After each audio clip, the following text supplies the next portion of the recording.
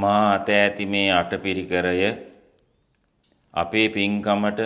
භාවනා පින්කම් සඳහා දායක වූ පින්වත් කමලා හෙට්ටිආරච්චි මහත්මිය සහ පවුලේ අය නමින්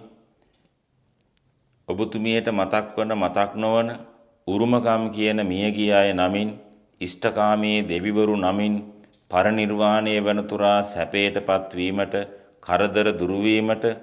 පුණ්‍යවන්ත වීම පිණිසත් ආර්ය අෂ්ටාංගික මාර්ගයේ පූර්ණය කර ගැනීම පිණිසත් මේ අටපිරිකරය අනන්ත ගුණ ඇති බුදුරජාණන් වහන්සේට ධර්ම රත්නයට ආර්ය වූ මහා සංඝ රත්නයට සහජාතව පුණ්‍යීර්දියෙන් පහළ වූ ජයසිරිමා බෝධිහාමුදුරුවන්ට පූජා කරමි පූජාම වේවා සාදු සාදු සාදු